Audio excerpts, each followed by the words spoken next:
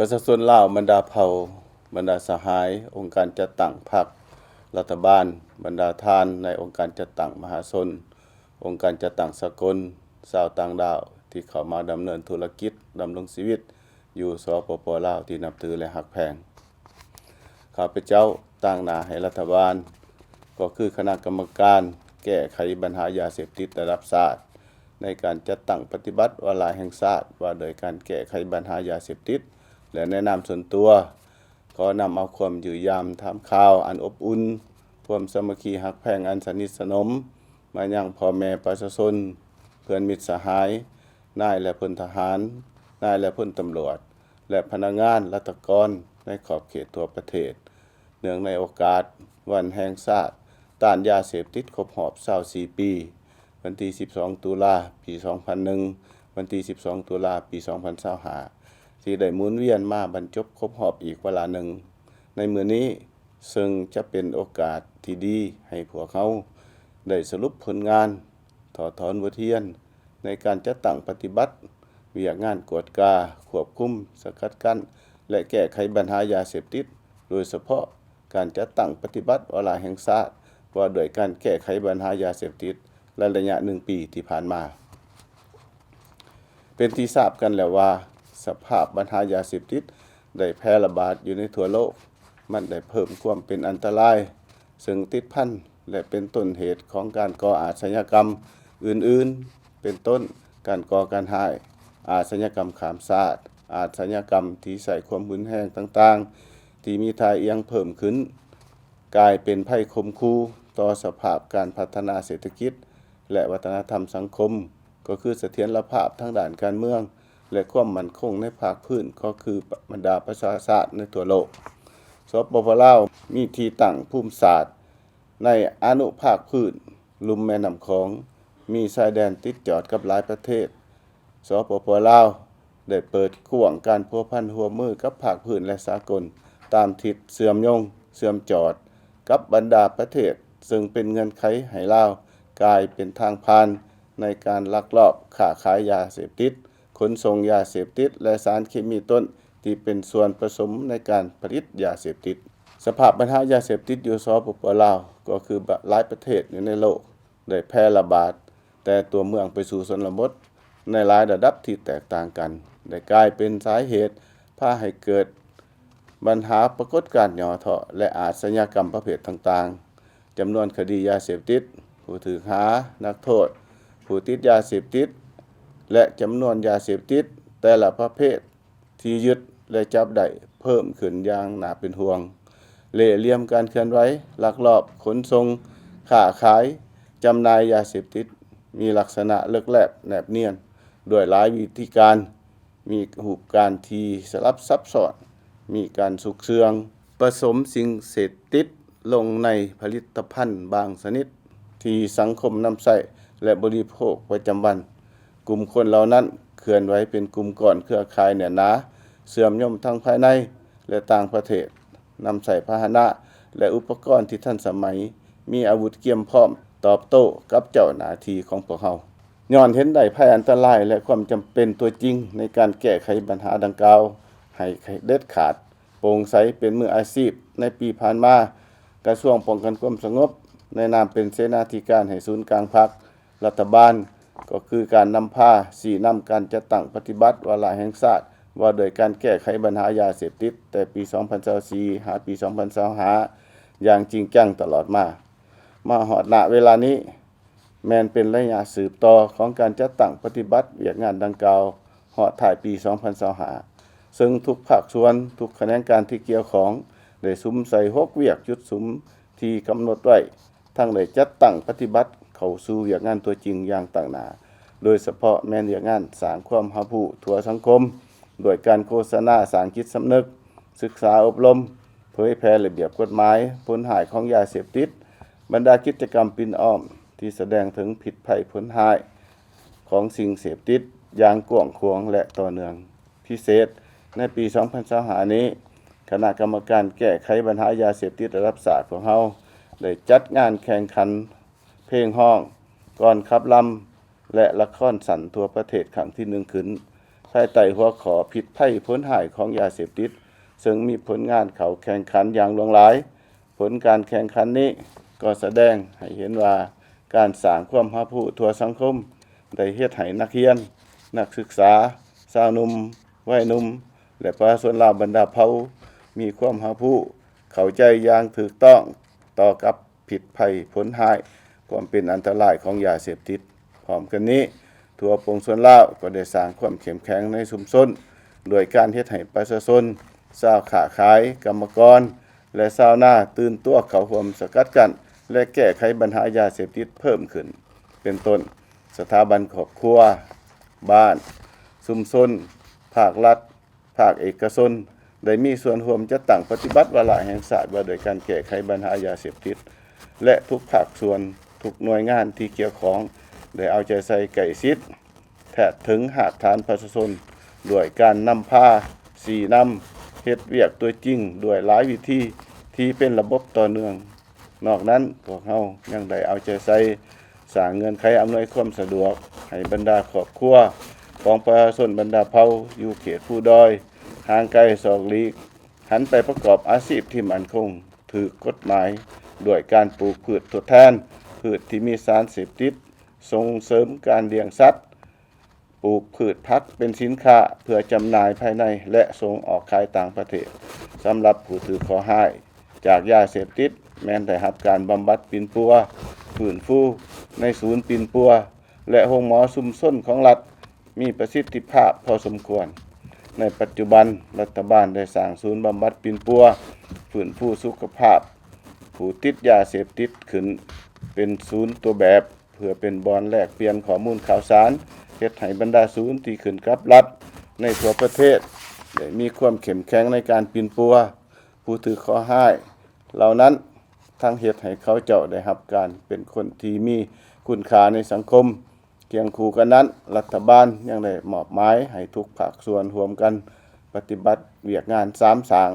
ติดพันกับการสร้างบ้านให้เป็นหัวหน่วยพัฒนาโดยได้สร้างบ้านโรงเรียนกรมกองหัวหน่วยการผลิตบริการทั้งภาครัฐและเอกชนอยู่ท้องถิ่นต่างๆให้ปลอดยาเสพติดได้เอาใจใส่เพิ่มความสำคัญ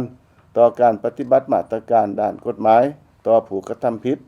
เฉพาะในปีนี้เจ้าหน้าที่ป้องกันความสงบได้เพิ่มทวีความเป็นเจ้าการสามารถสกัดกั้นแก้ไขปัญหายาเสพติดได้หลายกรณีเป็นต้นได้ม่านคดียึดยาเสพติดยึดอาวุธศึก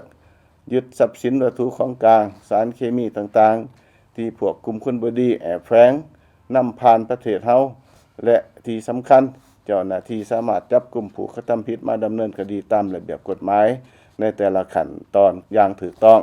ยุติธรรมการจะตั้งปฏิบัติเวียกงานกองทุนควบคุมสกัดกั้นและต้านยาเสพติดศูนย์กลางบรรดาแขวงทั่วประเทศก็สามารถเก็บกำถอนโฮมสะสางทรัพย์สินในคดียาเสพติดที่ศาลตัดสินหิบเป็นของรัฐเขางบประมาณรับใช้แก้ไขเวียกงานวีซ่าเฉพาะของกำลังตำรวจควบคุมสกัดกั้นต้านยาเสพติดได้จำนวนหนึ่ง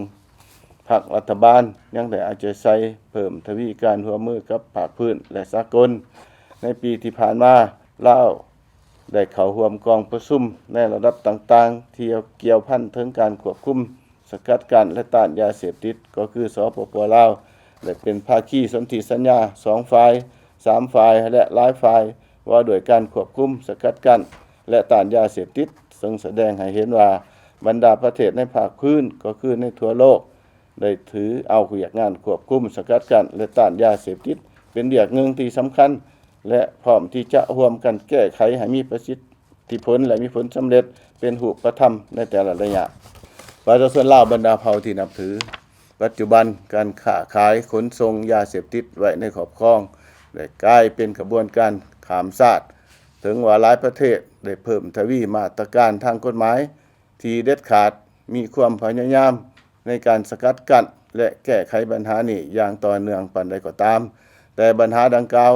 อยู่ภาคพื้นก็คืออยู่ในโลกยังมีท่าเอียงพื้นแห้งขึ้นอย่างน่าเป็นห่วงสำหรับอยู่สปป.ลาวการเสพการค้าขายขนส่งยาเสพติดโดยเฉพาะแม่นพวกคนที่บ่ดี นำเอาผลิตภัณฑ์เครื่องดื่มที่ถูกกฎหมายผสมสารเสพติดนำกระท่อมและยาสูบไฟฟ้าได้ระบาดแพร่ล่ามจากตัวเมืองไปสู่เขตชนบทเขตห่างไกลปัจจุบันอยู่หลายท้องถิ่นได้มีชาวหนุ่มเยาวชนนักเรียนนักศึกษากรรมกรอยู่ตามโรงจักรโรงงานจำนวนบ่น้อยได้ตกเป็นทาสของยาเสพติดจำนวนผู้ที่ได้รับข้อห้ายส่วนหนึ่ง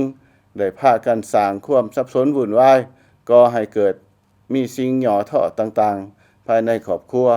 ก็คืออยู่ชุมชนสังคมเกิดมีการขี่ลักงัดแงะปูนจี้ชิงทรัพย์ลักพาตัวฆ่ามนุษย์ละเมิดกฎจราจรพาให้เกิดอุบัติเหตุตามท้องถนนก่ออาละวาดพิษเถียงตีกันและอื่นๆดังนั้นเพื่อสกัดกั้นบ่ให้ปัญหายาเสพติดที่เป็นต้นเหตุก็ให้เกิดปรากฏการณ์หย่อท่อในสังคมและเพิ่มความร้อนแรงขึ้นนั้นในตอนหน้าข้าพเจ้าเรียกร้องมายังกระทรวงองค์การและท้องถิ่นทุกๆขันในทั่วประเทศจงได้ให้การร่วมมือและเอาใจใส่บางปัญหาดังนี้ 1. ให้ถือเอาเวียกงานควบคุมกัดกันและต้านยาเสพติดเป็นพันธะเป็นหน้าที่ของทุกภาคส่วนนับแต่ขันศูนย์กลางลงฮอดท้องถิ่นพร้อมทั้งกำหนดเอาเวียกงานดังกล่าวเขาเป็นเวียกจุดซุมหนึ่งที่ติดพันกับเวียกงานก่อสร้างหากฐานการเมืองและแก้ไขความทุกข์ยากของประชาชนโดยการสืบต่อเอาใจใส่อย่างตั้งหน้าในการจัดตั้งปฏิบัติเวลาแห่งชาติว่าโดยการแก้ไขปัญหายาเสพติดและระยะสืบต่อฮอดถ่ายปี2025ทั้งจัดตั้งสรุปตีราคาประเมินผลของการจัดตั้งปฏิบัติเวลาแห่งชาติให้บรรลุตามคาดหมายที่ได้วางไว้ 2. เพิ่มทวีความเอาใจใส่ต่อเวียกงานโฆษณาศึกษาอบรมสร้างความรับรู้ในทั่วสังคมให้กว้างขวางด้วยหลายรูปการเพื่อสร้างจิตสำนึกให้ประชาชนลาวบรรดาเผ่าโดยเฉพาะวัยหนุ่มสาวหนุ่มเยาวชนเห็นได้ถึงผิดภัยผลหายของสิ่งเสพติดรับรู้และเข้าใจระเบียบกฎหมายเกี่ยวกับยาเสพติดปลุกระดมขมขวยให้เขาเจ้าเข้าใจตื่นตัวสมัครใจมีส่วนร่วมในเวียกงานสกัดกั้นและแก้ไขปัญหายาเสพติดให้หลายขึ้นในทุกภาคส่วนของสังคม 3. เอาใจใส่ปรับปรุงพื้นฐานโครงสร้างเพื่อฟื้นฟูต่อผู้ถือข้อห้ายเวียกงานบำบัดปิ่นปัวฟื้นฟูสุขภาพและฝึกวิชาชีพเพื่อให้ผู้ที่ถือขับการปิ่นปัวมีสุขภาพแข็งแรงดีขึ้นเป็นปกติกลับคืนสู่ครอบครัวและสังคมอย่างมีคุณภาพ 4. สุมใสการปฏิบัติมาตรการทางกฎหมายที่มีความเด็ดขาดโปร่งใสเป็นมืออาชีพสืบต่อสร้างปรับปรุงกฎหมายและนิติกรรมใต้กฎหมายรวมทั้งการสร้างความเข้มแข็งในเวียกงานควบคุมสกัดกั้นและต้านยาเสพติดให้บุคลากรแขนงการที่เกี่ยวของกงจักรขันศูนย์กลางและท้องถิ่นรับประกันในการแก้ไขปัญหายาเสพติดให้ได้รับการจัดตั้งปฏิบัติมีประสิทธิภาพและบรรลุขาดหมายที่วางไว้ 5. สืบต่อปรับปรุงกงจักรสภาบริหารกองทุนควบคุมสกัดกั้นต้านยาเสพติดในทั่วประเทศให้สำเร็จมีความเป็นเอกภาพสามารถสนองงบประมาณรับใช้เวียกงานควบคุมสกัดกั้นและต้านยาเสพติดได้ในระดับใดหนึ่งที่แน่นอน 6. เอาใจใส่ติดตามกฎกาศึกษาอบรมประชาชนบ่ให้ลักลอบปลูกพืชที่มีสารเสพติดสุขอยู่ส่งเสริมช่วยเหลือให้เขาเจ้าได้มีเงินไขหันไปประกอบอาชีพอื่นที่มั่นคงแทนการปลูกพืชที่มีสารเสพติดผิดกฎหมายพร้อมทั้งให้ดำเนินมาตรการด้านกฎหมายอย่างเด็ดขาดต่อผู้กระทำผิด 7. เพิ่มทวีการพัวพันหัวมือกับภาคพื้นและสากล